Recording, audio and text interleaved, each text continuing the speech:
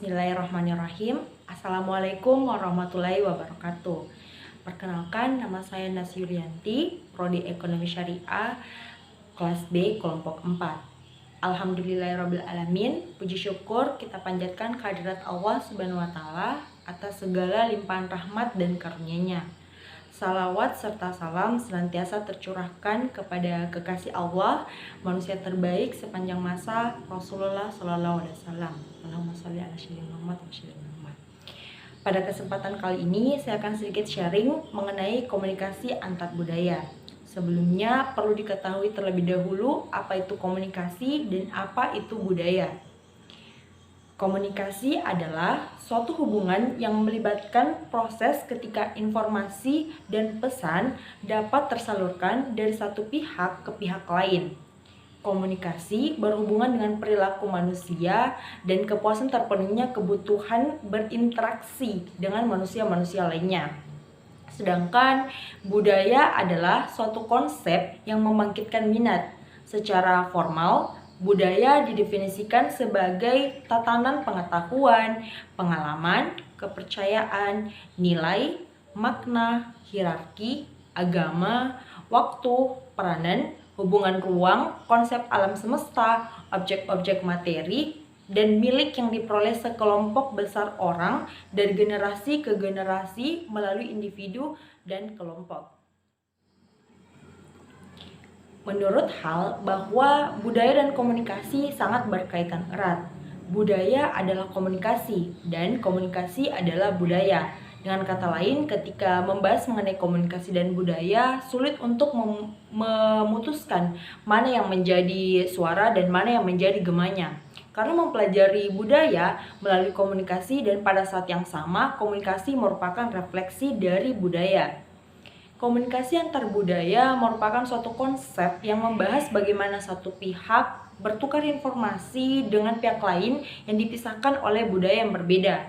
Dalam komunikasi antar budaya, terdapat 5 yang menjadi komponen dasar dari komunikasi tersebut. Di antaranya, yang pertama komunikator, yang tidak lain merupakan orang yang melakukan kegiatan komunikasi. Yang kedua, komunikan atau penyimak dari komunikator. Yang ketiga, pesan atau informasi dalam komunikasi baik verbal maupun non-verbal. Yang keempat, saluran atau media komunikasi. Yang kelima, efek atau akibat dari kegiatan komunikasi tersebut.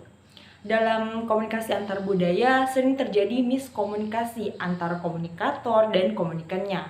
Hal ini biasanya terjadi karena beberapa faktor seperti pengetahuan yang berbeda, bahasa yang berbeda, simbol-simbol yang berbeda, kepercayaan yang berbeda, tradisi yang berbeda, hukum yang berlaku juga berbeda, status sosial dan lain sebagainya. Contoh miskomunikasi yang pernah saya alami misalnya di kota Parepare, orang-orang ketika berbicara secara sopan pada lawan bicaranya biasanya memakai kata kita. Misal pada kalimat kita yang ke rumah ambil barang. Di Parepare, arti kalimat kita tersebut menandakan bahwa si komunikator menyuruh komunikannya untuk atau lawan bicaranya untuk mengambil barang ke rumahnya. Kata kita ditujukan kepada satu orang komunikan. Sedangkan jika konteks kata tersebut dibawa ke daerah Jawa, orang akan memahami bahwa kata kita tersebut menandakan bahwa ada 2 orang yang dituju. Karena dalam bahasa atau persepsi orang Jawa, kata kita tersebut artinya aku dan kamu.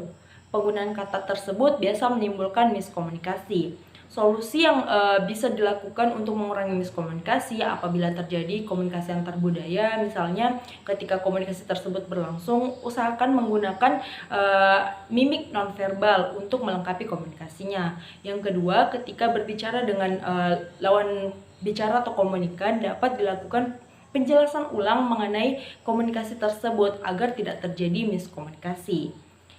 Itulah sedikit sharing saya terkait dengan komunikasi antar budaya. Lebih dan kurangnya mohon dimaafkan. Billahi taufiq wal hidayah. Wassalamualaikum warahmatullahi wabarakatuh.